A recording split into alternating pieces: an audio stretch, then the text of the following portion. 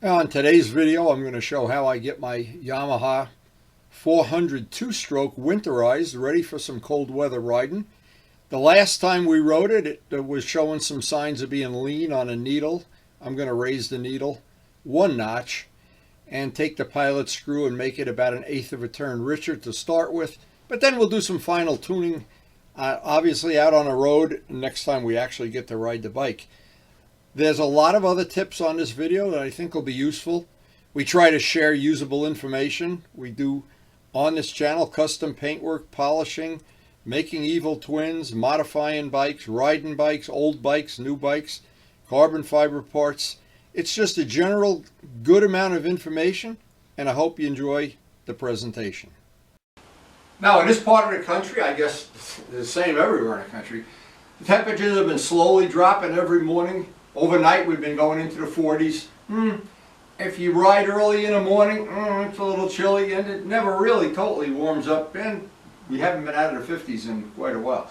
But anyway, I wanted to share, I think this is good information. I think it's information a lot of people maybe skip over, or they don't know, or they don't want to know, one or the other. So here's the thing.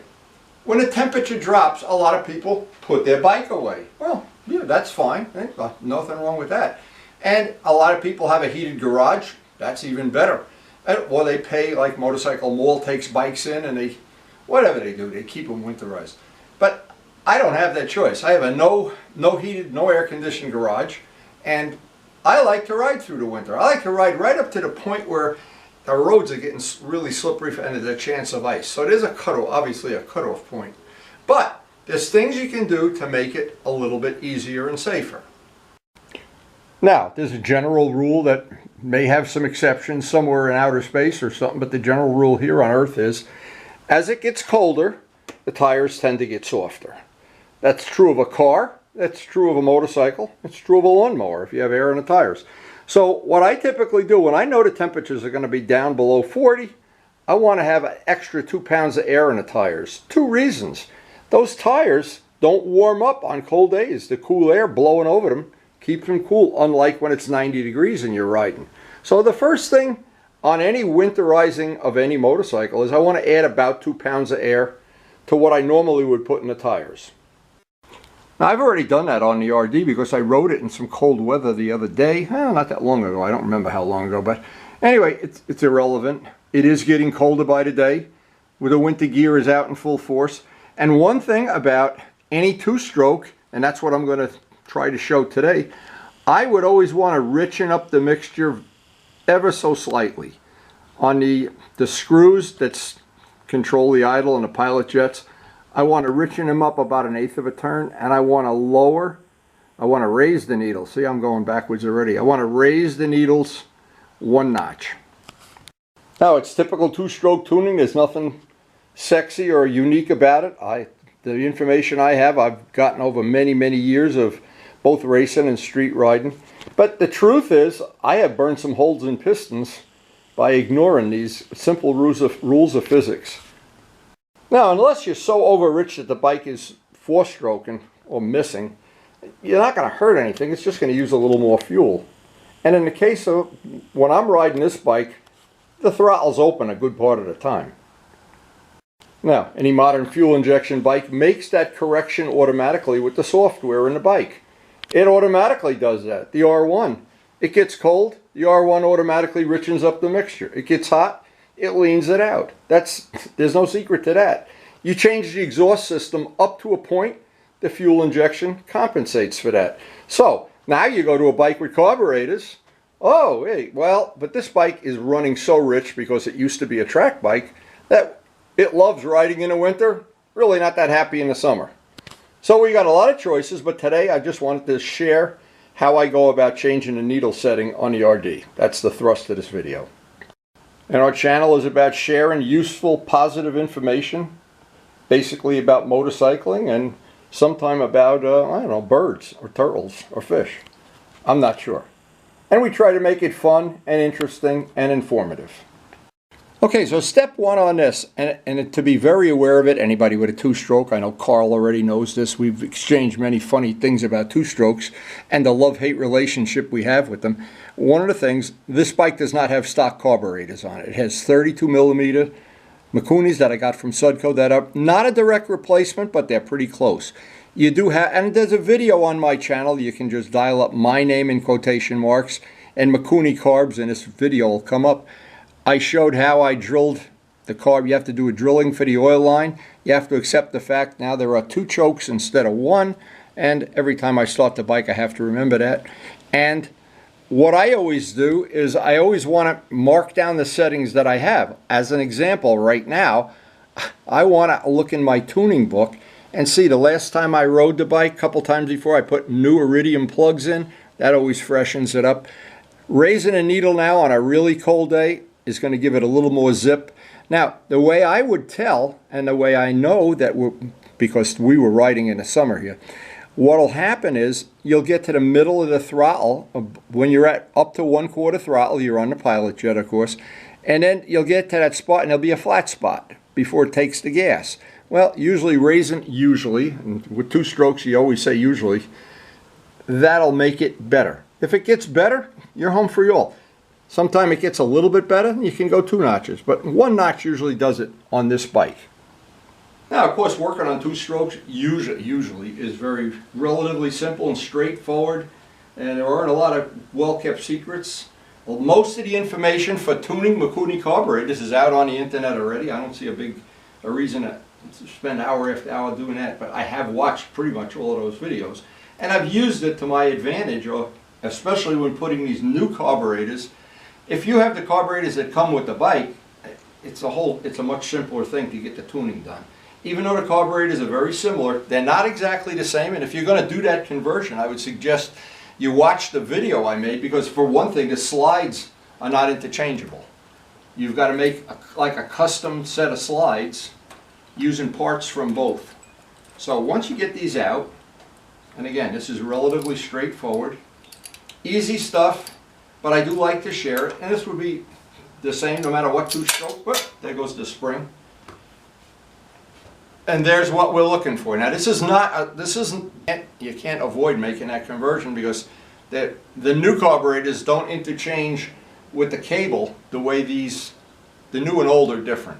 But I managed to come up with my little system. It's on that video. And the carburetors, of course, it's a major difference to have nice fresh carburetors that you just touch the screws and everything changes. The old carburetors, you could turn the screw a half a turn and nothing happened, and everything was getting sloppy and rattly. That was a good investment of $300. But getting them fine-tuned for the winter, even more important. So here's what we're dealing with. I have 2 screws that normally you wouldn't have if you have the stock carburetors. You would just be able to get these screws from the top. Mine, I don't have that ability, because this was a custom-made thing, and it actually worked pretty good. But right now I've got to remove those 2 440 screws and take this apart to get at the needle. One choice you always have with any motorcycle, car, house, anything, you just let everything go to hell in a handbasket, or just accept the fact that it's not going to run at peak power. Well, I don't want to do that. I want it to run at peak power. So that requires, or would require, let me get the screws out. That would require a little bit of fiddling, just a little more than just buying a bike at the dealer and driving it. Okay, so basically these are screws. You would not have these on a stock bike. This is the cable attachment, kind of self-explanatory. And the needle that we're going to work on, and you can see the notch. It's in the center notch right now.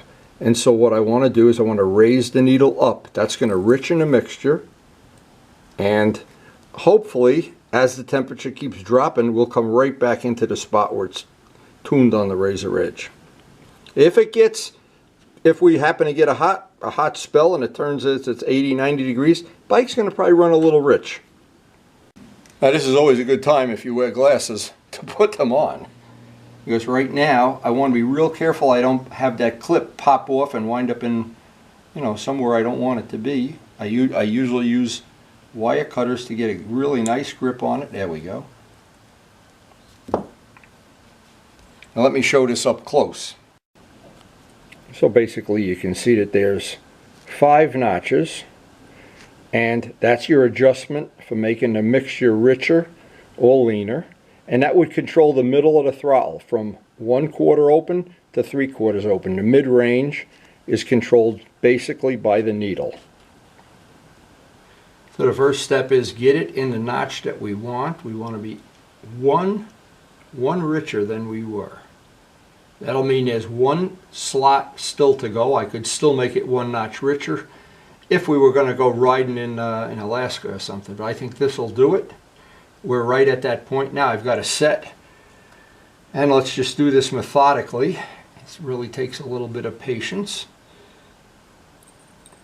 And by the way, I've cleaned all these parts off camera, super clean. It's always a big help. Drop that in. This piece goes on top. Get it lined up.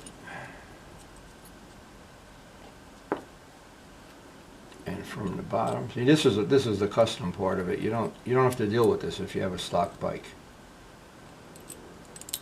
We've got 1 screw in there. Now once 1 screw is in, I can get one of the nuts started.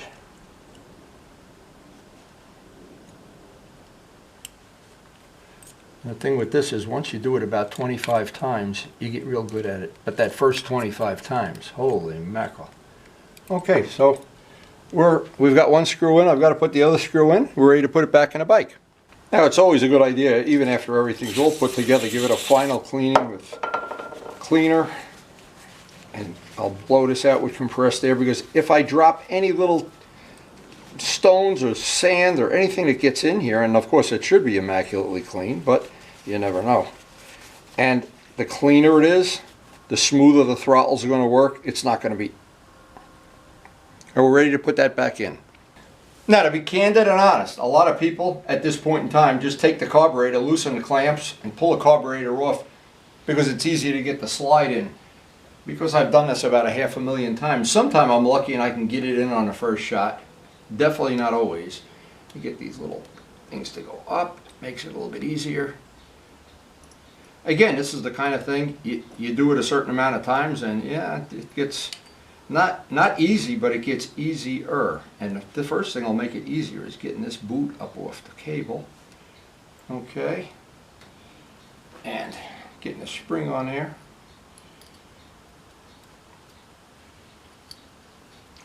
I remember trying to do this in Bridgehampton with the wind blowing and sand in your face and your friends looking over your shoulder, hoping you wouldn't get it ready.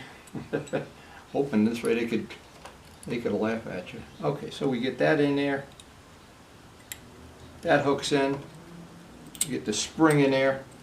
And we're ready to do the wiggle woggle to get it down. Now the wiggle woggle is, of course, this only goes in one way and very accurately, and you don't want to force it, because if you force it, the tip of that needle is banging on the bottom of the main jet. So I want to look real close. I want to see if it's my lucky day. Now sometime it is my lucky day. Not that often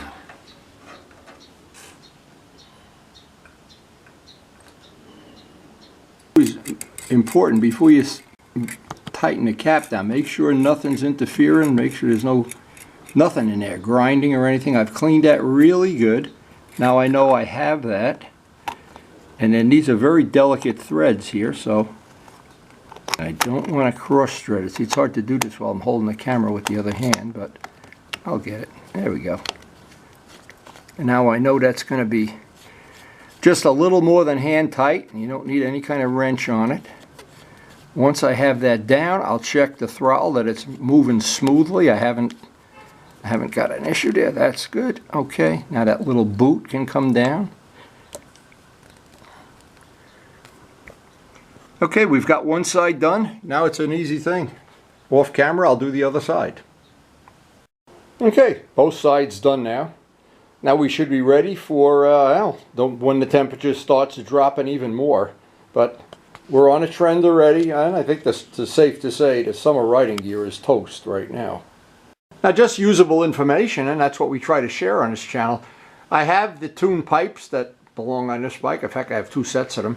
And the problem with them is they're loud, and I I enjoyed riding around with those pipes for a couple of years, and it really was fun when Luciano had his bikes that were really loud.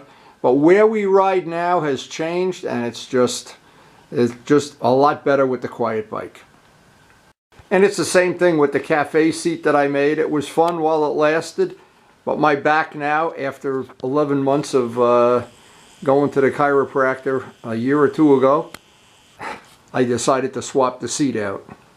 And so what I did, I made some good choices that make this bike even more enjoyable to ride. It's enjoyable to begin with, and it is just so much fun. I don't know how to explain it to people. To get the bike out on a road, see the road open in front of you, no cars in the way, and just go hold it wide open and go through those gears. That is just such a lot of fun. Without a quick shifter too.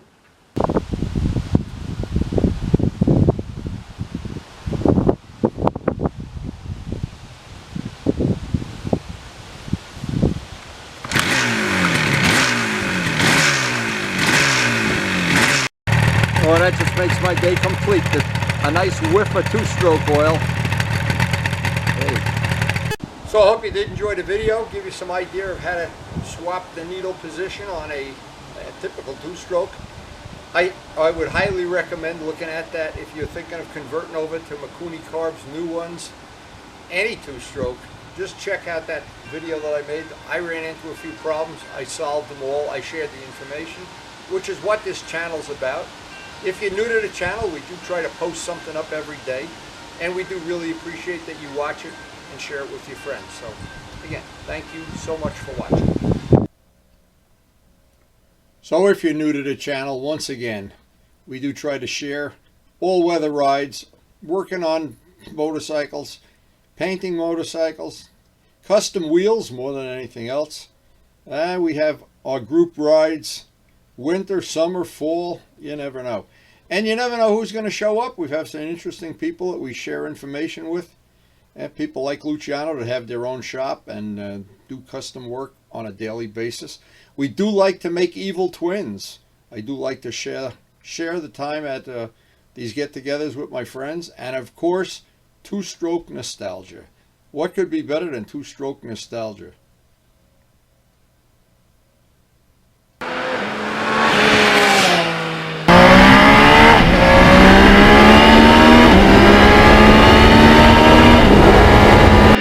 So we post something up every day. Hope you enjoyed it, and hopefully we'll see you tomorrow.